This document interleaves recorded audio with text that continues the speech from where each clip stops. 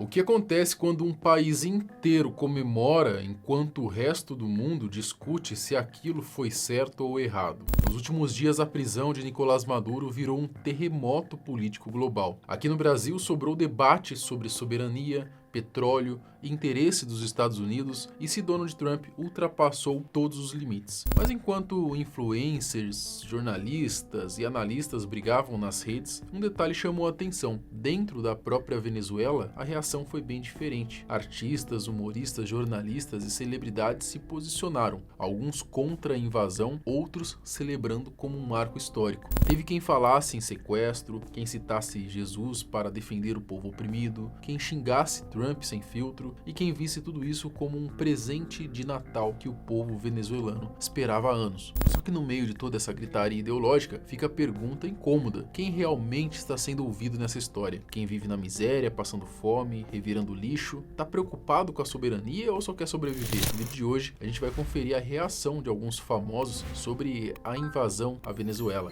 e a prisão do ditador Nicolás Maduro.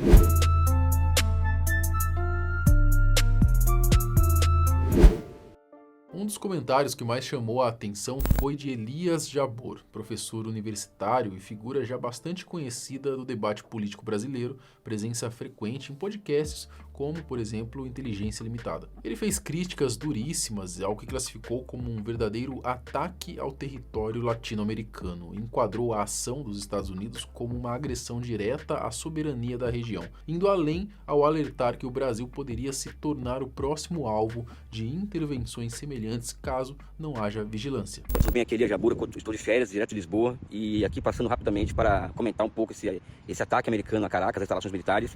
Trata-se de uma quebra grave da soberania venezuelana e latino-americana. Eu venho aqui prestar toda a solidariedade e incondicional solidariedade à Venezuela. O que eles querem na Venezuela é petróleo, recursos naturais, é o mesmo que eles querem no Brasil, que é terras raras.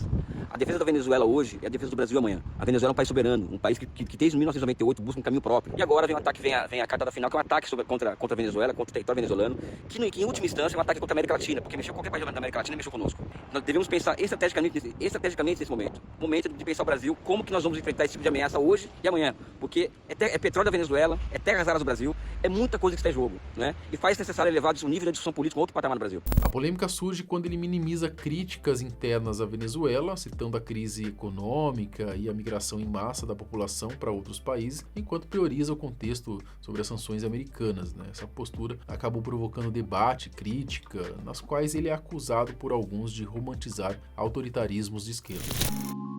Outro posicionamento vindo do Brasil foi o de Raquel Scheherazade, jornalista conhecida por suas posições firmes sobre política e direitos humanos. Ao comentar sobre a prisão de Nicolás Maduro, Scheherazade se colocou aí contra a invasão americana num vídeo opinativo, afirmando que Donald Trump sequer disfarçou a razão pela qual invadiu a Venezuela, fazendo referência direta ao interesse em recursos como petróleo. A arrogância do presidente dos Estados Unidos é tanta que ele sequer disfarçou a razão pela qual invadiu a Venezuela. Não foi pela liberdade, pela democracia, foi contra o autoritarismo, o terrorismo, o narcotráfico. Essas desculpas foram usadas em governos anteriores, quando os Estados Unidos invadiram ou destruíram outros países. Um país que nasceu da invasão, do espólio, da violência e da matança dos povos originários não mudou a sua natureza bárbara ao longo dos séculos. Os Estados Unidos são movidos pela ganância e pela convicção cega de sua superioridade em relação a todos os outros povos do mundo. A invasão de um país latino-americano pelos Estados Unidos é um aviso claro. A guerra não precisa mais de justificativas plausíveis. A lei do mais forte impera. A ganância e o imperialismo continuam dando as cartas. Quem tiver riquezas naturais em abundância, como petróleo, gás natural, lítio, ouro, urânio,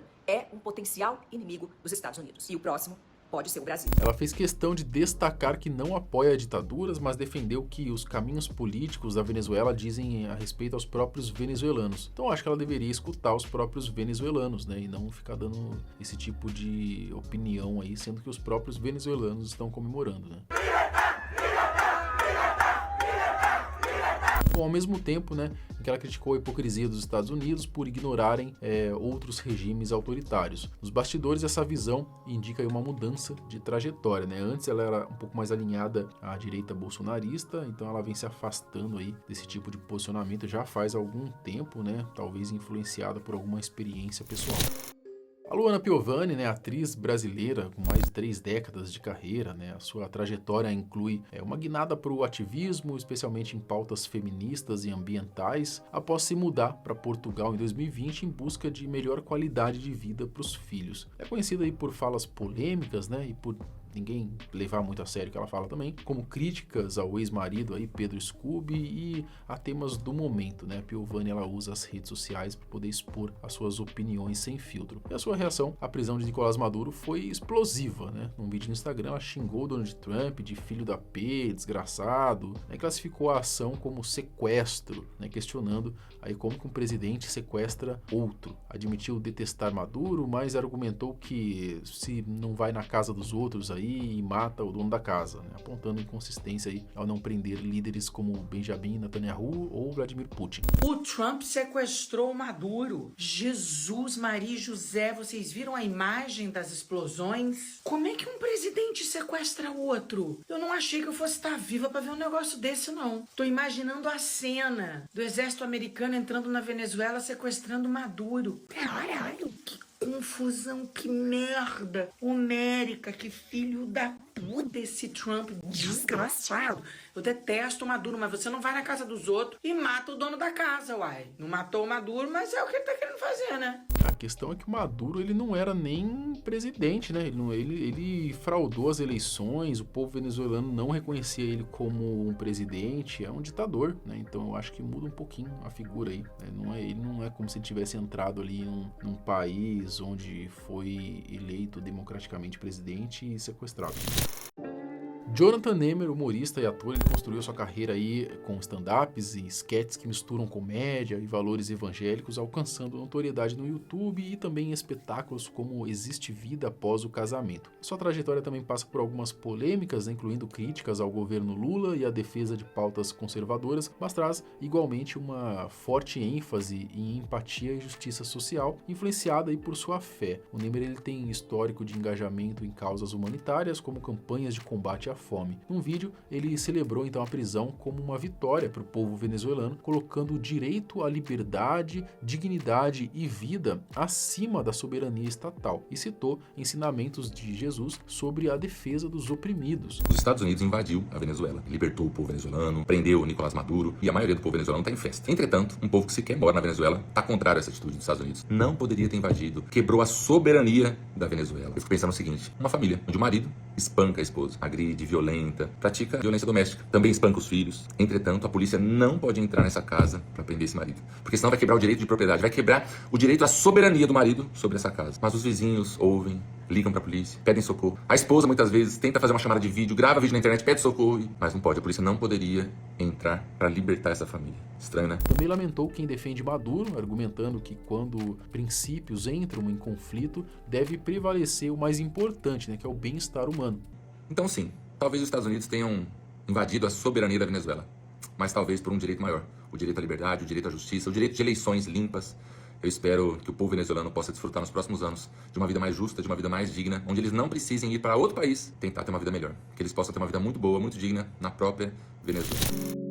A Gabi Spanik, atriz venezuelana famosa pela novela A Usurpadora, tem uma carreira internacional, né, que a levou aí do México ao Brasil, onde morou recentemente, né? Ela participou também de A Fazenda, né, na última edição. Vamos falar de coisas interessantes. Por exemplo, A Gabi, ela que deixou a Venezuela em meio à crise, mantém laços com seu país de origem e usa a própria visibilidade para poder denunciar a repressão. Ela, emocionada, publicou então um vídeo breve, direto, resumindo ali o que se sente em poucas palavras, né? Paz para Venezuela. Honra y gloria para nuestro Señor Jesucristo. Gracias, Señor. Venezuela libre, finalmente. Celebrando ainda no X, ela postou uma foto com uma bandeira da Venezuela escrita Venezuela Livre, enfatizando que a liberdade é um valor humano, não ideológico. Argumentou que defender a dignidade do povo transcende partidos, reconhecendo então o sofrimento ali do povo sob os comandos aí ditatoriais de Maduro.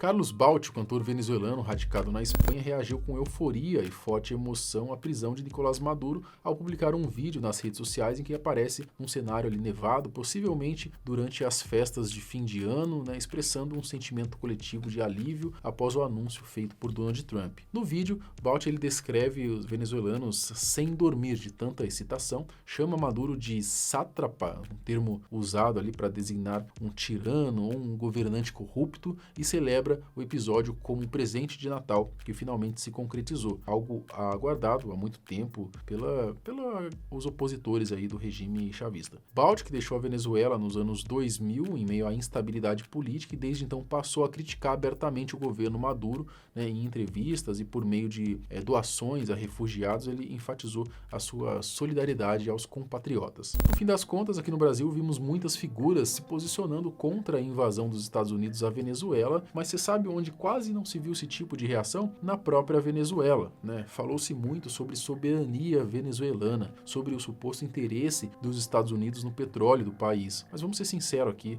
você acha que o venezuelano que vive na miséria, sem ter o que comer, revirando lixo nas ruas, ele está realmente preocupado com o petróleo? A soberania da Venezuela se perdeu no momento em que um tirano colocou as suas vontades acima dos interesses do povo, né, empurrando milhões para a miséria absoluta. O fato é que a Venezuela, e principalmente o povo que sofreu nas mãos de um ditador, comemora. Afinal, se até o próprio diabo tirasse Maduro do poder, seria melhor do que mantê-lo lá. E no meio dessa discussão sobre se o que o Trump fez foi certo ou errado, né, eu fico do lado dos venezuelanos, não de pseudo-influenciadores simpatizantes a regimes totalitários, né, que criticam tudo de dentro de seus apartamentos com ar-condicionado e a despensa cheia de comida.